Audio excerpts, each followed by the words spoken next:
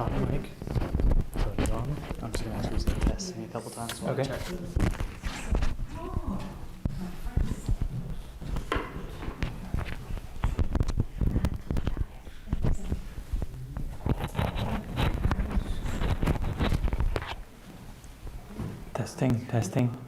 Testing.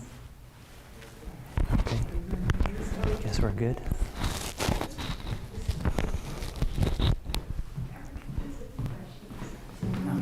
So is that a good spot for it? I think that's a better spot.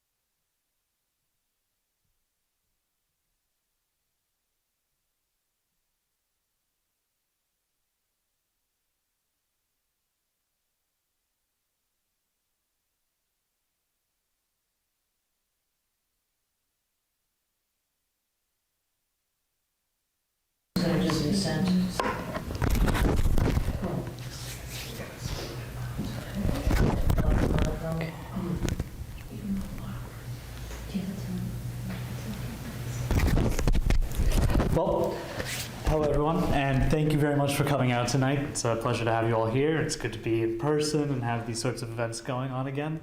My name is Dominic Casella. I'm the Executive Director at the Center for the Restoration of Christian Culture, which is part of Thomas More College of Liberal Arts. Thomas More College owns this building.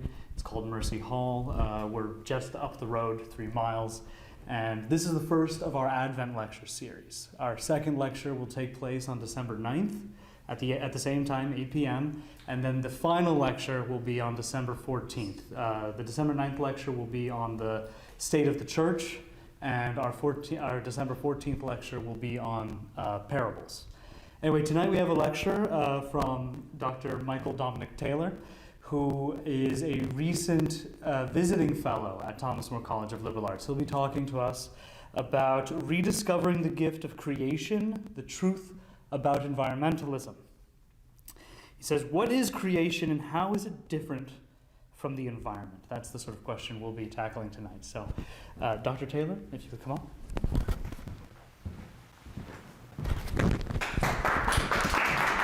Thank you. Thank you very much, Dominic. Thank you all for coming out tonight. I wanted to start by just sharing a few stories that I think give you an idea of my own trajectory and a little bit of the difficulties that we're dealing with. So as an undergrad, I studied biology and environmental studies, and I was awarded a grant to do some research the summer before my senior year, and I chose to do that research in Alaska. So I was able to travel to southeastern Alaska, where I had, at first I was only going to tell you 2 stories, but they're both kind of sad, so I'll throw in a happy story first. It was one of my first days in Alaska, and the sun is rising very early. It was already light out at 4 a.m., and I hear this noise, and I'm like, what is that? It's so quiet and peaceful. Like, what is this? Something blowing? Like, what is this noise? I was living in a research station in a house right on a small bay that had an outlet just to the ocean.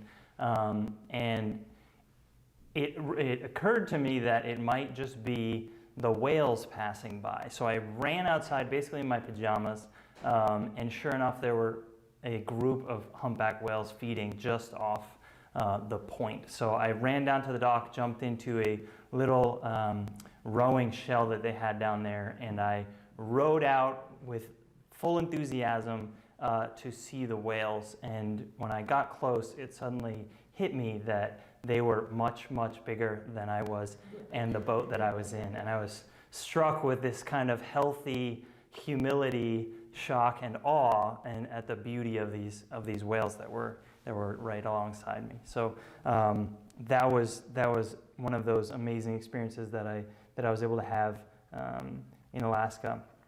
Another one was when I was after the trip, I had a time in the city of Sitka. Sitka, Alaska has about the population. Sits on an island that has the population of about Rhode Island, but it's about 200 times bigger. So very remote. This is the Tungus National Forest, and there's a mountain that looks over the entire city. And I had a day before I had to wait until my boat was going to take me to Juneau, so I went for a hike, and on my way up the mountain by myself, I ran into another fellow traveler. And so we hiked up together to the peak, discussing the state of the world. And as we were reaching the summit, the beautiful sun on this beautiful sunny day, he just blurts out that, well, part of our problem is that we basically just, half the world's population needs to just disappear and die off in order for us to, be okay again. And that would really solve a lot of our problems. So I was kind of struck by that. On the other hand, I was at the research station where I was working, and they were inviting me to participate in some of their research projects or develop my own. And what they were doing was they were basically breeding their own pink salmon in the lab. They were growing them to small smolts and releasing them into the ocean.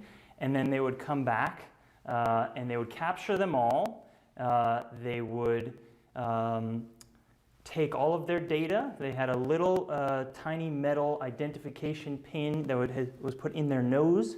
So you would cut off the nose, use a metal detector to cut that into smaller and smaller pieces until finally you find that little identifier. You look at it under a microscope and you can see its number, and therefore its genetic information. And then you could weigh and measure and judge, and all that you would want to know. And then all of these fish are killed, and their carcasses are basically just dumped back into the ocean because they're not wild fish, so you couldn't release them, and there are too many to eat. So that is the way that modern science often works. And I was quite shocked at this wasteful procedure that just continued for generations. And I designed my own research project. That was much more to my liking. So why do I tell you these stories? Well, the first story about the whales is, I think, what the appropriate attitude that we should have towards creation. And then that it tends to seem like the minority position, but I think it's a lot more popular than we realize. At least that's the position from the Catholic Church from the beginning. It's to St. Francis to St. Thomas Aquinas. And yet the two dominant positions, the two dominant views that we tend to get today, we are living within a technocratic paradigm in which modern science dominates and its technology dominate the way we live. And at the same time, we're seeing louder and louder voices of so-called environmentalists claiming that humanity is destroying the planet and humanity is the virus and all these sorts of things. And there's a direct relation between these two visions. The latter is a reaction to the former, and neither of the two see creation. Neither of the two see anything other than the material aspect of reality. So on the one hand, we have a vision of the cosmos as a magnificent machine that we can understand mathematically and control. And on the other hand, we see nature as this quasi-sentient being or cosmic flux that we really have no right to intervene with. So just to flesh these two visions out a little bit more, I'm going to describe them in fuller terms. So the technological paradigm, or this mechanistic mindset that I described, looks upon the natural world, indeed the entire cosmos, as a complex machine. It rejects the metaphysical dimension of reality outright because it only admits as real that which is empirically measurable. This mindset was born out of the thought of Galileo, Bacon, and Descartes, who proposed a dualism between the empirical world and everything else. And because everything else is not measurable physically, it falls into the category of being merely subjective and therefore unessential to science, unessential to truth. And in this mindset, all things are conceived as isolated atomistic entities with no intrinsic relationship to anything else. In the words of the atheist Richard Dawkins, all living things are merely gene machines. So even our own bodies are merely machines. And our manifestation as unique individuals with individual dignity is merely an illusion. In this view, the value of a creature is merely instrumental, making everything a product to be bought and sold. Though this intellectual simplification was designed to give man incredible power through science, man would eventually fall victim to his own empirical objectification, as Hans Jonas and so many others have pointed out. And so, for all its precision, this way of seeing the world imparts a sick blindness to the most obvious realities. For example, that a baby in its mother's womb is a person with inviolable dignity. The world we live in, the world of modern liberalism and modern bioethics, is now based on an ambivalence towards the good, pretending to be neutral, pretending to be objective and scientific. This essentially allows pragmatic and utilitarian considerations to trump all other positions. However, here it is worth noting that this political situation is a departure from what our origins and from what Benedict XVI called a distinctively Anglo-Saxon democracy, born out of a Judeo-Christian milieu in which the government's primary role is seen as that of defending the rights of persons that come from God, from anything that would seek to infringe against those rights.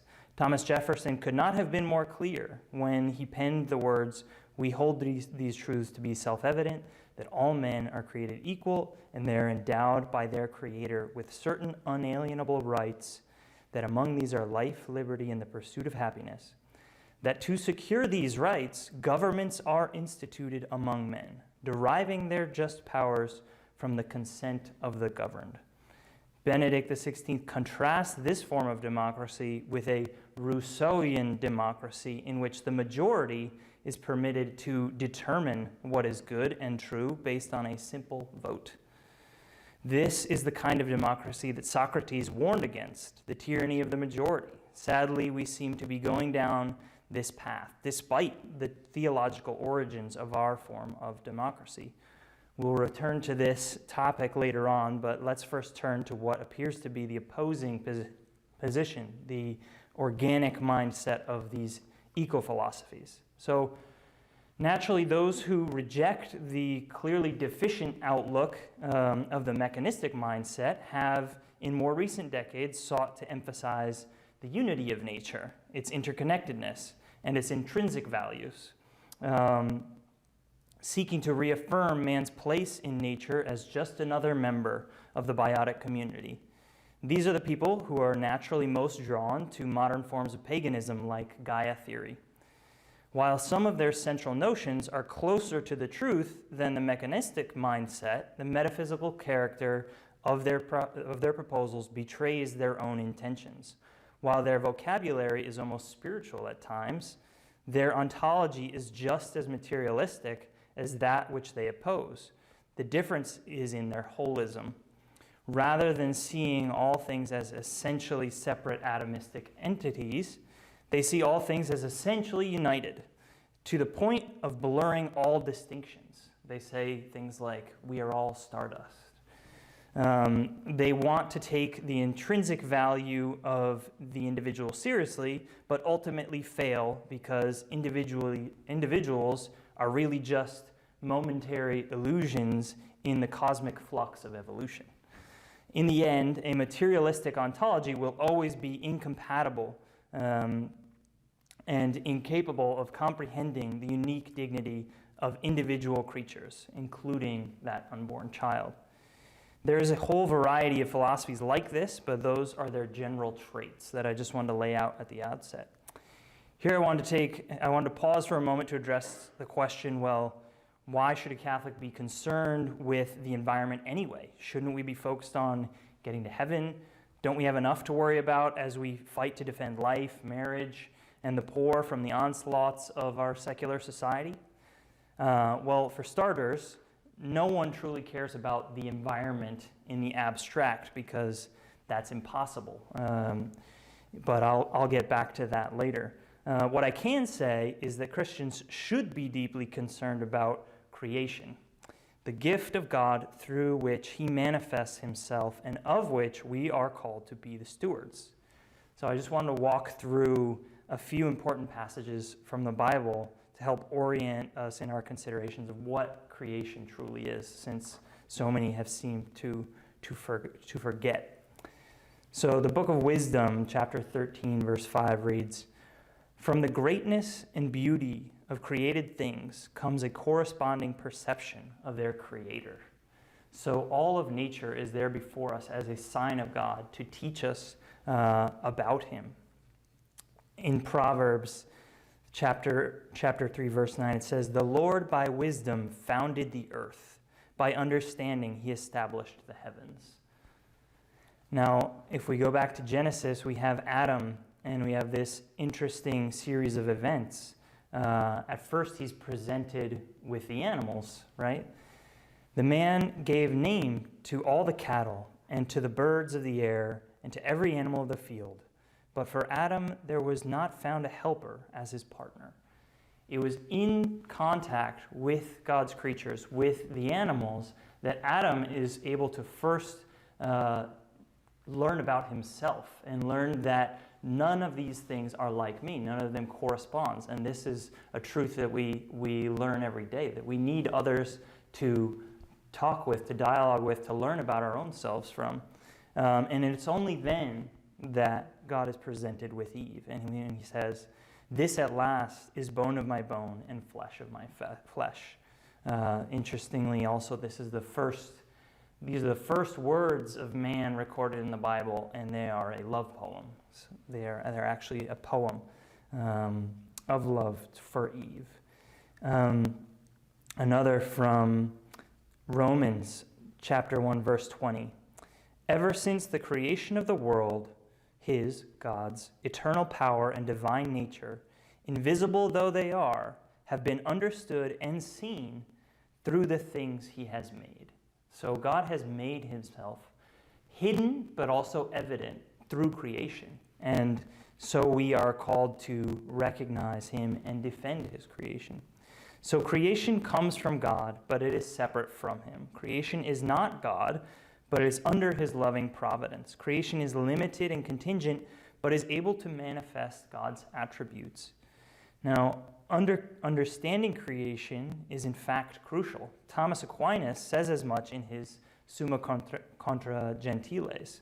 He says, "The opinion of those who say, with regard to the truth of faith, that it is a matter of complete indifference what one thinks about creation, provided one has a true interpretation of God, is notoriously false. For an error about creation is reflected in a false opinion about God." So I think based on that, much of our religious and theological confusion nowadays, we can chalk up to a misinterpretation of creation over the past centuries.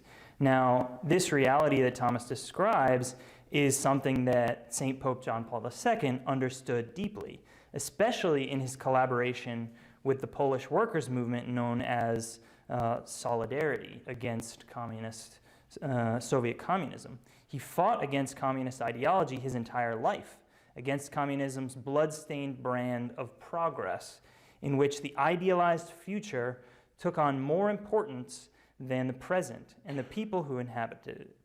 This disdain for the actuality of reality and its truth, this willingness to sacrifice the real for the abstract, explains both communism's dependence on brutality and its fundamental unsustainability. Now, you'll notice a certain similarity here with other threats of would-be authoritarians today, and we'll get back to that. Now, the concept of the person emerged for John Paul II and the Solidarity movement as the central locus of the divergence between communist ideology and Christian thought in Soviet-controlled Poland. Pope John Paul II had already established himself as a leading thinker on the status and nature of the human person with his books Love and Responsibility and The Acting Person. This Thomistic influence that John Paul II had, primarily through the Lublin School, would be crucial to the development and application of the concept of the person, but also to the reaffirmation of an entire metaphysical vision of the cosmos that communism had sought tirelessly to stamp out. While the affirmation of the dignity of the human person was at the heart of both the Solidarity movement and John Paul II's mission, the ontological underpinnings of this dignity speak to a covenantal relationship between God and man within which all of creation is caught up. It is for this reason that John Paul II spoke of the person's need for a fourfold reconciliation with oneself, with God, with others, and with all of creation. John Paul II's Thomistic personalism explored the lived experience of common men and women and drew attention to the dignity of the human person. In the face of communism's evolutionary materialism, its truth struck at the heart of Marxist anthropology. However, John Paul II was well aware that this was only the tip of the spear for the reaffirmation of an entire cosmic vision originating from the Creator and expressed in its fullness in Aquinas' Metaphysics of Creation. In his message for the celebration of the World Day of Peace on January 1st, 1990, John Paul II argued for an extension of respect also to the rest of creation, which is called to join man in praising God, while uniting the concepts of peace with God, with all of creation, and among all peoples as inseparable. This is even more significant given that the Pope's words were penned less than a month after the fall of the Berlin Wall. And the defeat of the ideology he had combated his entire adult life. At the dawn of this new era, as formerly communist countries reformed their governments around democratic principles, Pope John Paul II saw the urgent need for the West to return to the truth of creation. In Veritatis Splendor, he would write, "The law must therefore be considered an expression of divine wisdom. By submitting to the law, freedom submits to the truth of creation. Consequently, one must acknowledge in the freedom of the human person the image and the nearness of God who is present in all. But one must likewise acknowledge the majesty of the God of the universe and revere the holiness of the law of God who is infinitely transcendent. Thus, it is only through the recognition and assent to the truth of creation, which speaks not only of the dignity of the human person, but of the relative dignity of the entire created order, that democracies can be built that will protect peace, justice, and human dignity. The near universal recognition of human dignity through the efforts of Thomistic personalism and the Universal Declaration of Human Rights, though sadly deeply subverted today, we can say. At that time, it effectively countered the false anthropology of communism throughout the 1980s. However, this would not be enough to sustain the battle for the truth of the human person in the context of the capitalistic and consumeristic culture that was already falling into a different yet equally materialistic conception of human fulfillment. Sadly, we've seen that play out. Now, Joseph Tischner, a Polish priest, philosopher, and the first chaplain of the Solidarity movement, summarized the meaning of the movement from its outset with these words. He says, it is as one born from the pages and the spirit of the gospel, which does not need an enemy or opponent to strengthen itself and to grow. It turns towards all and not against anyone.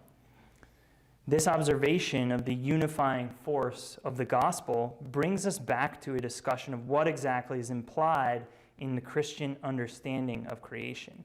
It is my contention that all the apparent contradictions and juxtapositions between the two views of nature we described earlier, nature as a machine and nature as a singular organism or a flux, cosmic flux, can be caught up and redeemed in a higher vision. And that vision would be the covenant of creation. While one speaks primarily in terms of objective science, the other speaks of relationality and interdependence. While one side is accused of being anthropocentric, the other claims that it is biocentric. While one position asserts that nature holds only an instrumental value, the other claims to defend the intrinsic value that would of nature that would prohibit us from interfering with it. So an alternative to these two insufficient visions, which end up being like two sides of the same coin, is able to describe both the essential relatedness of all things and their individuality, while valuing both their instrumental value and inherent dignity.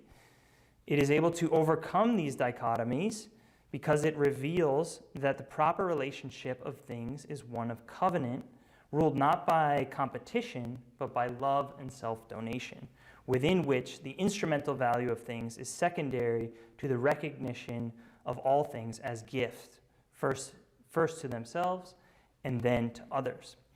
What I'm describing is the Catholic doctrine of creation, creatio ex nihilo, expressed both in the poetry of St. Francis, when he speaks of brother sun and sister moon, and in the metaphysics of Thomas, when he speaks of the ipsum esse as the transcendent source of all existence. Every single thing that exists receives its existence from God, from being itself as a gift. And so all creatures are primordially united by their underlying participation in God's gift. It is this continuous creation of God that constitutes our very existence. This means that we are inherently related to our Creator and to all other creatures from the core of our very being, and that we will be more ourselves, more fully alive, the more we live out these relationships in loving self-donation. This is the richness and beauty of the covenant of creation God has created, and of which we are the most beloved members. Now, keep in mind that Galileo, Bacon, and Descartes were all Christians. Their comprehension of God, as informed by their comprehension of creation as a grand machine, drifted slowly away from this original image of God, the Creator, towards one of a kind of cosmic clockmaker, a great architect. It drifted into deism, the deism of the Victorian era especially. So God as a great architect who sets the world spinning and then steps away, right? Man himself was no longer a natural unity, the highest expression of the cosmic harmony between the physical and the spiritual. Rather, man had become a ghost in the machine. It would not be long until that ghost stopped believing in himself at all. It was inevitable that nihilism and atheism would appear as systems of belief in this context for the first time in human history. Rediscovering and restoring the sense of creation means to see all things first and foremost as good, true, and beautiful in themselves, and to see in them their transcendent source in God. The deists set God out beyond the stars, or nowhere at all, so transcendent that he loses all relevance. The eco-philosophers tend towards a pagan worship of the utterly immanent. It is only the God of Abraham, Isaac, and Jacob, the personal God, Jesus Christ, who is both fully immanent and fully transcendent. And it is only in covenant with him that all of our contradictions, fears, and failures are reconciled. Now, with all of this in mind, I think we can turn to the question of environmentalism. Environmentalism in our days that's only seems to get louder and louder. So what is the truth about environmentalism and the climate alarmism we hear almost everywhere we go? Well, where to begin? First of all, we must make a distinction between concern for the natural world, of which we are a part, and an apocalyptic climate alarmism. Those are two very different things. I am unequivocally in favor of wise practices regarding how we draw our livelihood from the land we inhabit. And I think this kind of caring relationship is integral to a healthy and happy life for oneself, for one's family, for one's community. This is just common sense. Climate alarmism is a special kind of beast. The first thing I'd like to do is to take the Socratic position and admit that I know nothing about what the climate will be like 100 years from now. I think that's the wisest approach. I'm not here to make predictions. But now I majored in biology and environmental studies in college, so I've been paying attention for quite a while now, and I've always taken what I thought was a scientific approach to the question of climate change, which is different from merely agreeing with what we are told by the media that 97% of the scientists believe. That is not science. And that number that was often floated around was not based on anything in reality. So these are the questions, the relevant questions, I believe. So is carbon dioxide a greenhouse gas? Does it trap heat in the atmosphere? The answer is yes. Okay, very good.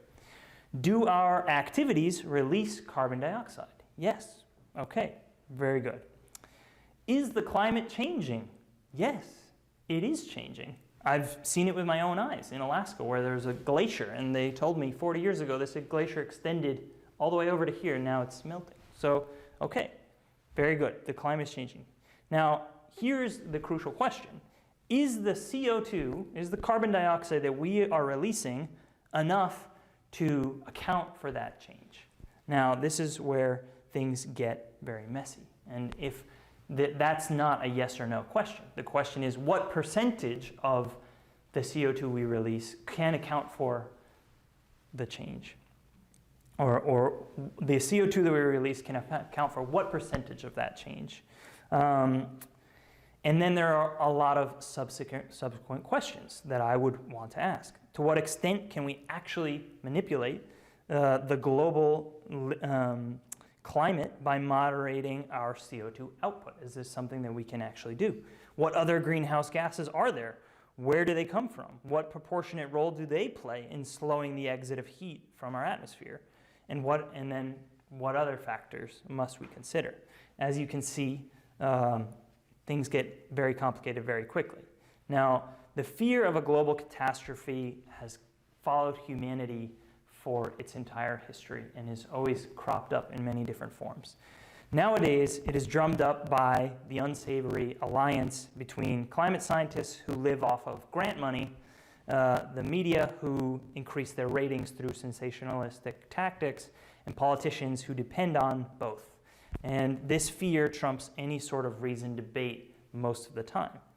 Now, getting down to the brass tacks, as it were, the supposed global authority on climate science is the Intergovernmental Panel on Climate Change, the IPCC.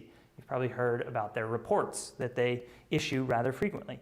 The IPCC is composed of weather forecasters from the World Meteorological Organization and environmentalists from the United Nations Environment Program. Both are focused on the weather more or less over the last 200 years or so. This panel has a mandate from the United Nations to make assessments of and formulate response strategies to climate change, which is defined as a change of climate which is attributed directly or indirectly to human activity that alters the composition of the atmosphere and which is in addition to a natural climate variability.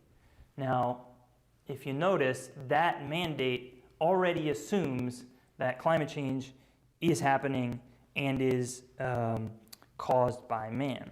Now, to quote the co-founder of Greenpeace, Patrick Moore, who has since repudiated their form of environmentalism, the IPCC is hopelessly conflicted by its makeup and its mandate.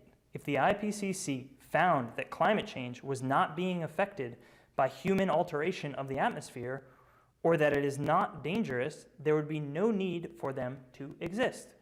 They are virtually mandated to find on the side of apocalypse. Regardless of this bias, even the IPCC reports are less dramatic than what we are told by politicians and the media. Now, interestingly, in 2007, the IPCC wrote the following: "We should recognize that we are dealing with a coupled, nonlinear, chaotic system, and therefore that the long-term prediction of future climate states is not possible." IPCC, 2007. Under increasing political and financial pressure, the IPCC has published increasingly dire predictions anyway. As for atmospheric carbon dioxide, yes, the concentration has increased from roughly 280 parts per million to 400 parts per million since the start of the Industrial Revolution. And this is very likely because we're burning so many fossil fuels. And yes, the average global temperature has increased by about 0.8 degrees over that time. However, correlation is not causation, and a healthy appreciation of the data requires far more nuance than those 200 years that the IPCC focuses on. Don't get me wrong, generally speaking, I don't think modifying our environment unintentionally is a good thing. precisely because we can't really know what the outcome will be or if we will be able to control it. So I don't see this as necessarily a good thing, but we have to see it in context. That being said, over a geological timescale, there is no correlation between temperature and carbon dioxide. And where there does seem to be a certain correlation at times, it is temperature that leads carbon dioxide, not the other way around. This is most likely due to the outgassing of CO2 from the oceans when they start to warm up. And there is another reason that there is not a direct correlation between carbon dioxide and temperature. The most common greenhouse gas in the atmosphere, we would be led to believe, is carbon dioxide, but it's not. It's water. So water, by far, in the form of water vapor, is the most active greenhouse gas that traps the most heat. Now, proportionately speaking, some estimates are as high as 95% of the greenhouse effect is caused by water. The problem is water exists in 3 different states in our atmosphere: liquid, solid, and gas. And when that water forms clouds, it no longer serves as much as causing a greenhouse effect, but rather reflects sunlight back to outer space. So design a model for me that can predict the amount of cloud cover in 100 years, and I think we might be onto something. But no model can predict the net effect of atmospheric water on climate. It's insane. But regardless, the story of atmospheric carbon dioxide is actually a very fascinating one. So carbon is the building block for life, for all creatures, and every living thing gets that carbon either by pulling it out directly from the air, in the case of plants, or by eating those plants. So all living things are a product of atmospheric carbon dioxide, one way or another. Because of the proliferation of life on this planet, CO2 is rather a rare resource, and most plants evolved to grow in a greater concentration of carbon dioxide than we currently have at this time. That is why commercial greenhouses pump carbon dioxide into their greenhouses to fertilize their plants. And that's why we've seen a 30% increase in plant growth, especially in very dry areas, over the last few decades. So there's some good news. Just to give you an idea of how things have gone, about 400 million years ago, CO2 levels were very, very high, in large part due to the high volcanic activity of the Earth. Plants began to take over the land, and primitive trees evolved, combining lignin and cellulose to build wood. Now, at that time, there was no creature that contained the necessary enzymes to degrade wood. They could not eat it. So what happened? The trees just piled up hundreds and hundreds of feet deep, and that is where we get our coal beds. Now, thankfully, the carbon dioxide was plummeting for about 100 million years and was near starvation levels for plants. We were headed towards a catastrophe. Thankfully, the white rot fungus evolved with the necessary enzymes to break down wood, and so they began to balance out this imbalance that there was in the system. So that is why there's no more coal being created, because of this fungus, thankfully. And that was one potential catastrophe that thankfully was averted. Later on, about 160 million years ago, since the start of the Cretaceous period, calcifying marine organisms began to sequester carbon dioxide by combining it with calcium for their shells. The great majority of atmospheric carbon dioxide was sequestered in the form of calcium carbonate in carbonaceous rock, coral reefs, shells, etc.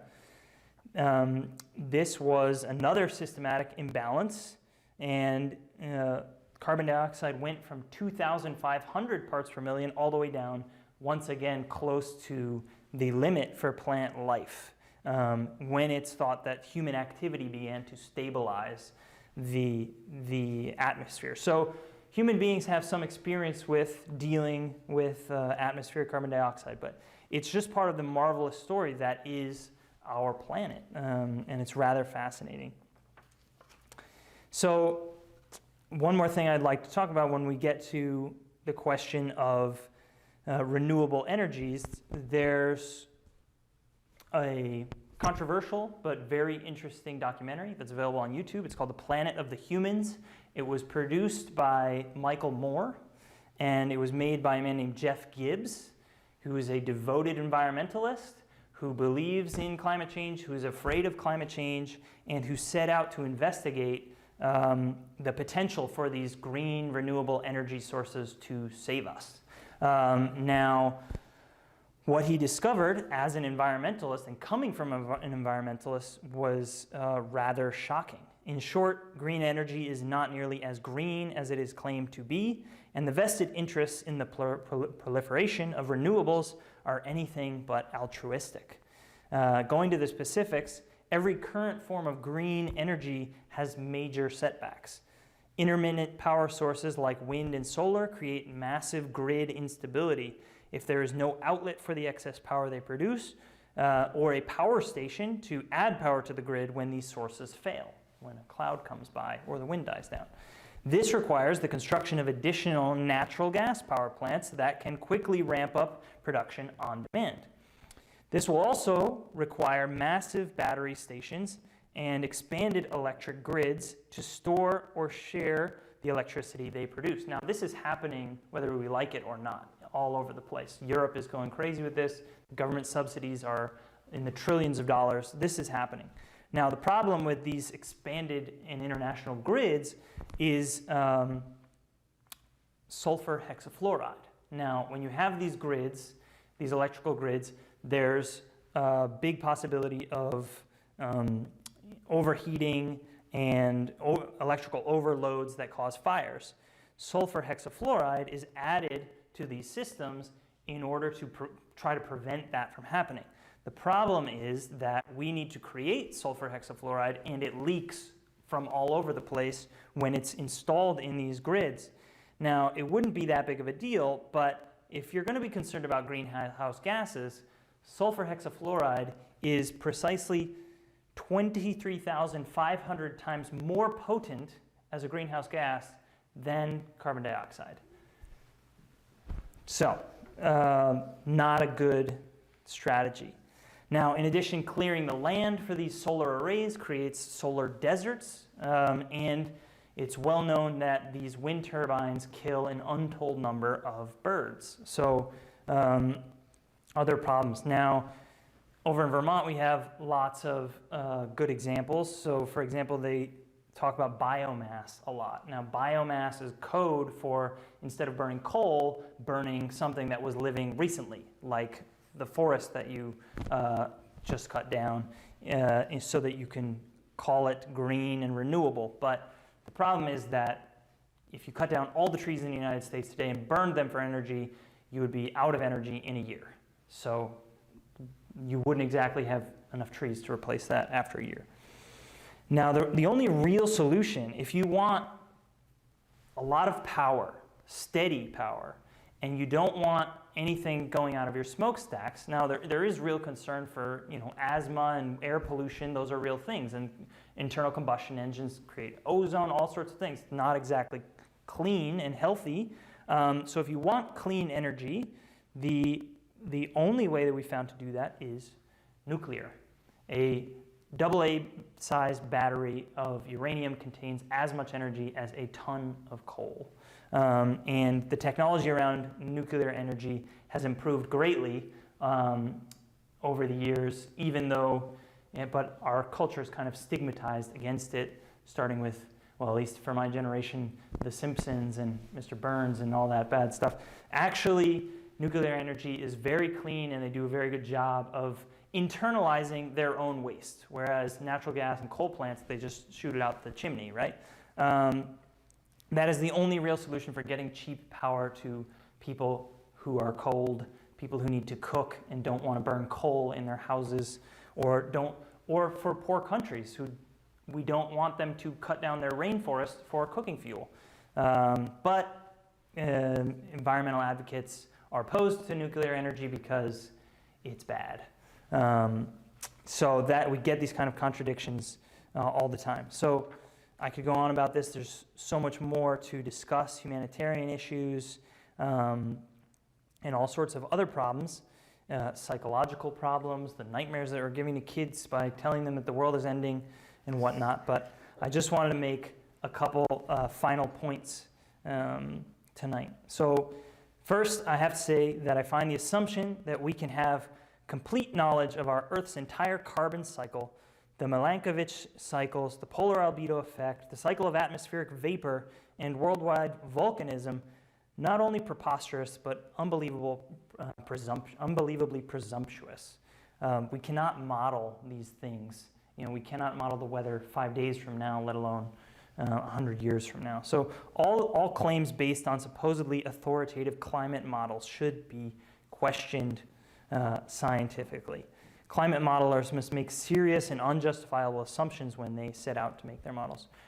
Rather than pretending that we can predict the weather 100 years from now, we must take a lesson from old Job. We must allow God to marvel us with his infinitely beautiful and mysterious creation, and we must accept with humility that not all things are in our power. We must do our best to love those around us and live responsibly. With special consideration for those less fortunate than ourselves, we must be faithful and fight the good fight.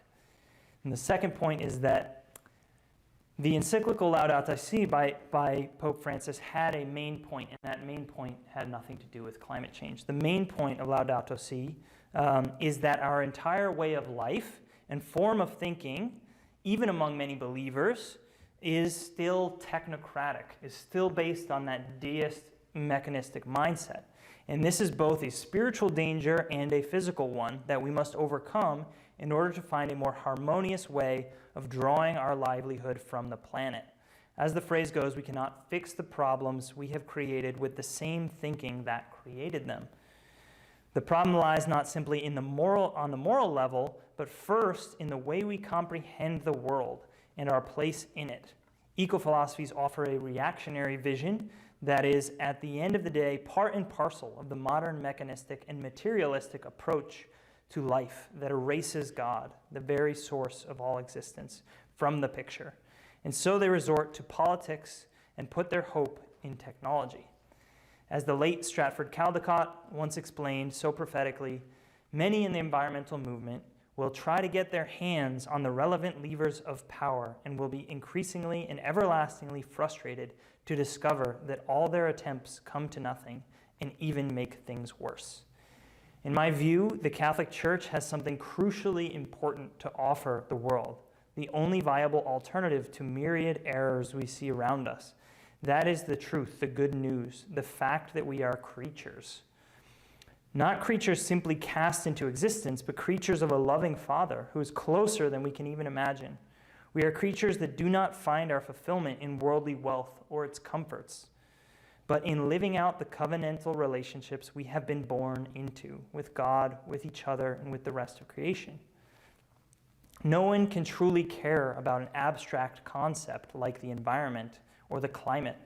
What all healthy human communities have always cared about is the land that they inhabit, not as an abstract concept, but with its proper names. The White Mountains, the Merrimack River, Mine Falls Park, Panema Bog. We must not forget that we are incarnate creatures for a reason, and we are meant to live as such, within all apparent limitations. The temptation to do otherwise is a temptation away from reality and into an abstraction that only exists in our own heads. It is a temptation because it appears radically open, but is in fact radically isolating and self-indulgent. The French Estonian priest and thinker Lepp wrote, "Authentic love is always love for a concrete and particular person who answers to a name and who cannot be replaced by another. Even if our love were universal like that of Christ and embraced all mankind, this would not make it impersonal. Pascal was right when he insisted that Christ shed a drop of blood for love of him, Blaise Pascal, and not indistinctively for a vague human essence.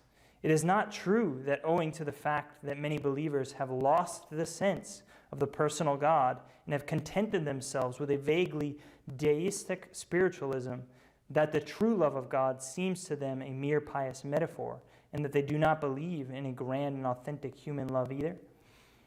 He who only loves humanity, says Jaspers, does not love truly.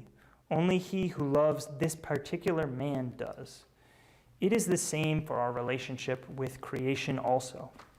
Agrarian thinker and author Wendell Berry insists that the land will be ruined unless it is properly cared for by a community that knows and loves it.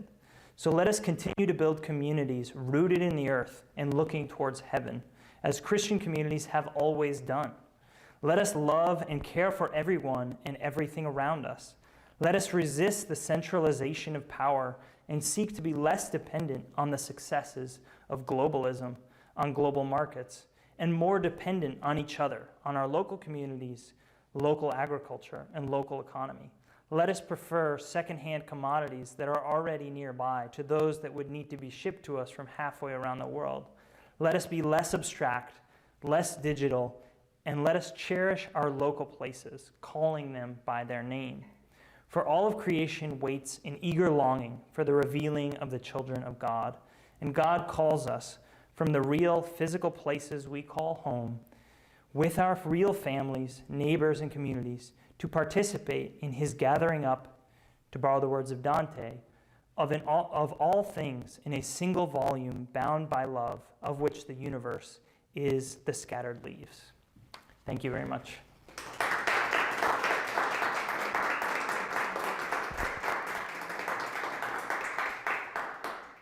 I guess we have a few minutes for some questions, if there are any. Questions, comments, concerns? Yes, please.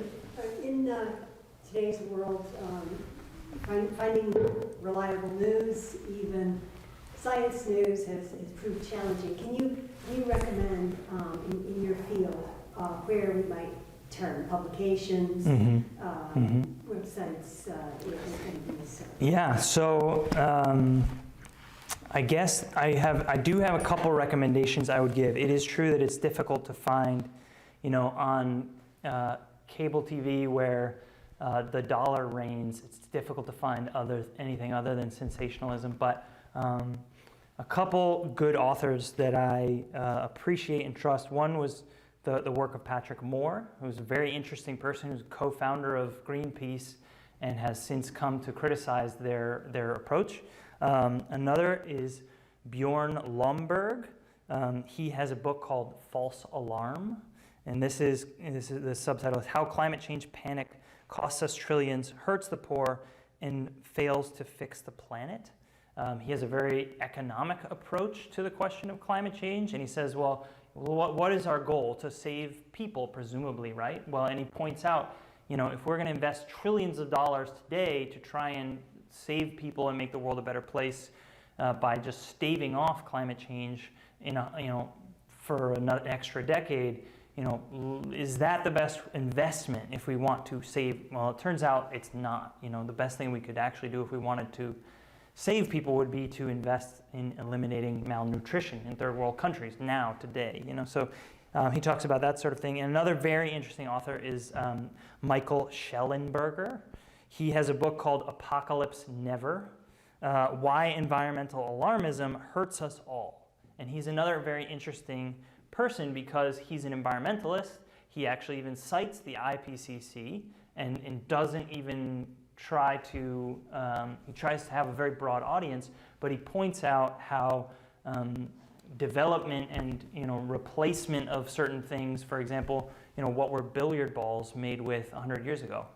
Elephant tusks, ivory, right? Now they're made with plastic. So not everything that comes from fossil fuels is bad, So those are a couple authors that I would recommend. Could you repeat the second one, Bjorn? What was his last name? Lomborg. Lomborg. Yeah, Lomborg. Bjorn Lomborg, yeah.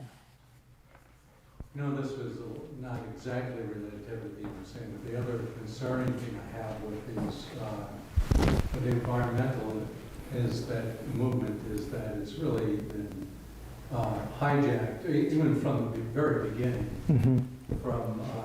from people who don't care really about the environment.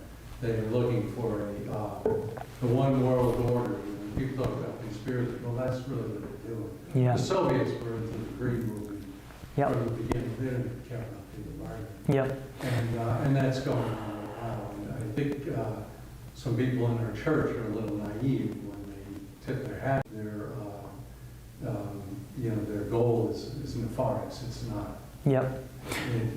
It puts all this fancy stuff on it, but it's not. Yeah, I think that's a correct assessment, and I think that power will always be drawn to, in whatever can give it more power. So the whole climate alarmism, which is different than general good-hearted care for nature, obviously very different, has attracted all sorts of unsavory types, and that is why actually a lot of what is billed as green renewable energy is actually just transferring wealth, getting government grants, and that's why we do have to resist that centralization of power and focus on the only solution that I see is focusing on local governments, local community, local resilience, and that sort of thing. So.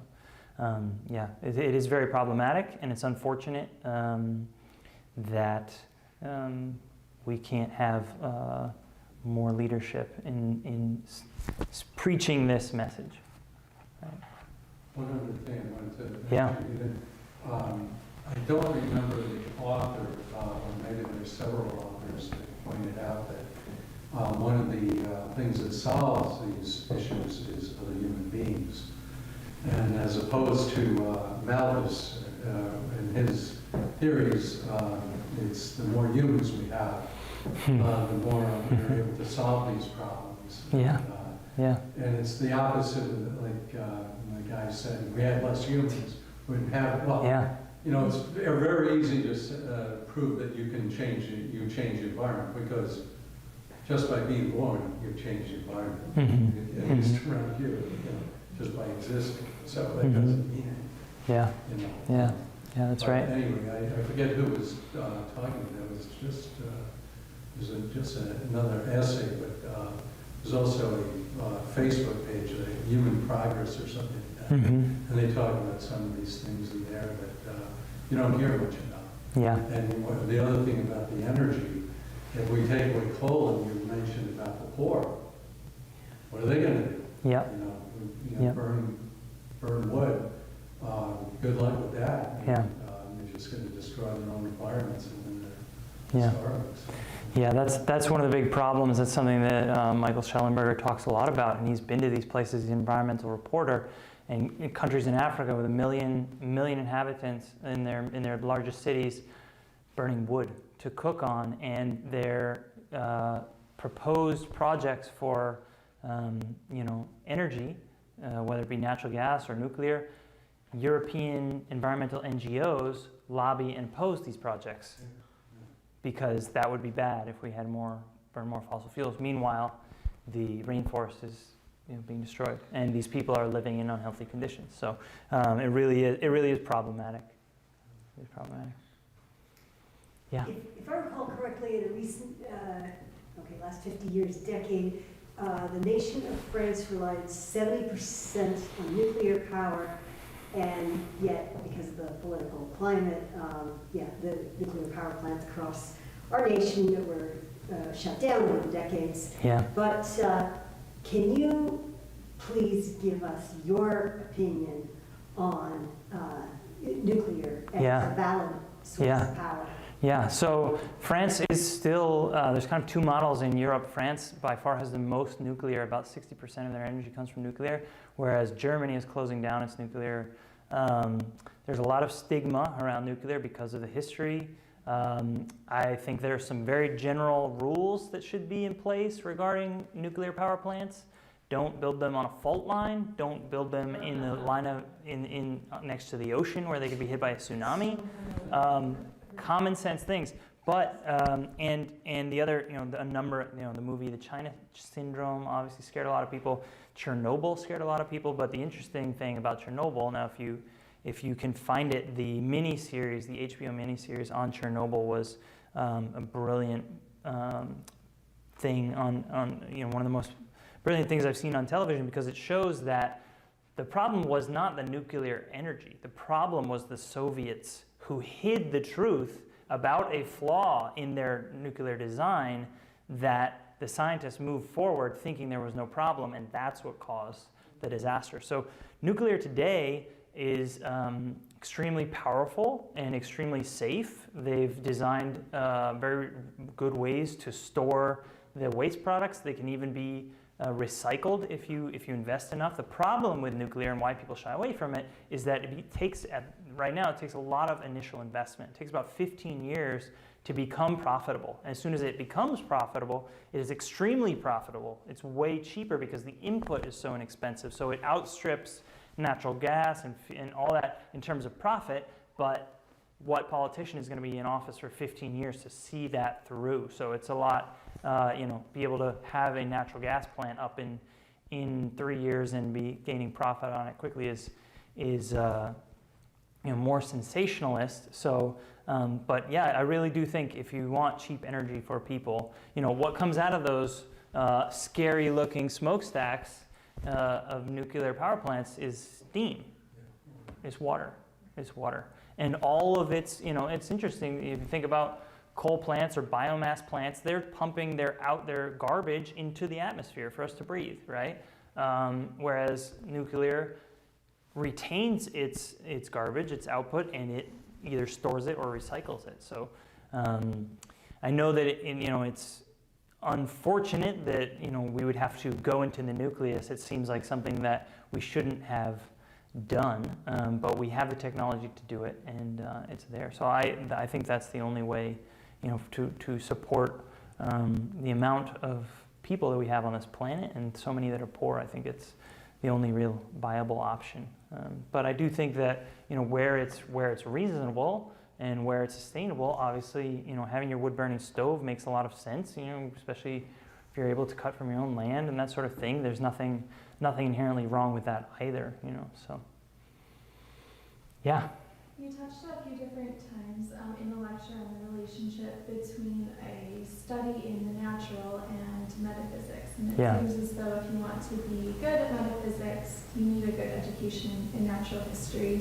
But not only that, if you want a proper understanding of man as a body and a soul and his relationship to his creator, a study of the natural or things of nature are pretty necessary. And I think that for me, that's one of the scariest things is that misunderstanding, and we seem to have developed this idea that we are either body or soul, or somehow an infinite body, or I think it contributes to a lot of neuroses. And you mentioned some different authors, but I was curious what authors or works you found touched on that theme. Yeah.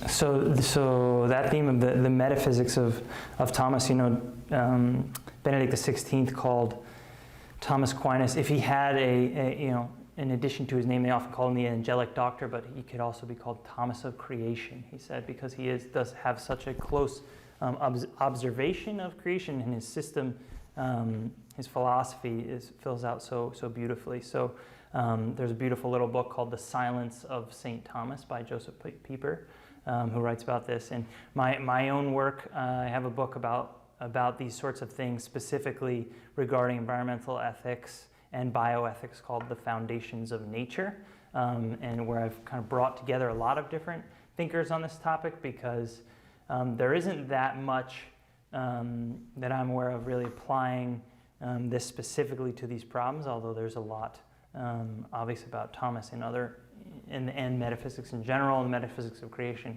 out there. Yeah.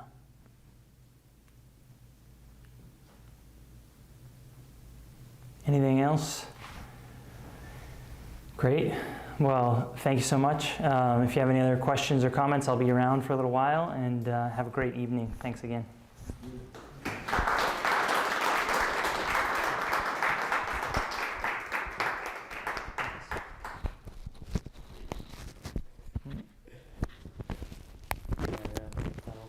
Well, thank you very much, everyone, for coming out tonight. Like I said, we have another lecture in the Advent series coming up on December 9th. I mistakenly said it was about church politics. It's actually about whether or not democratic ideals can survive in an administrative state, so something relevant. And then also on the 14th, there'll be that talk on the parables and understanding the enigmatic. So hopefully we'll see you there. And once again, thank you for coming out, and have a good night.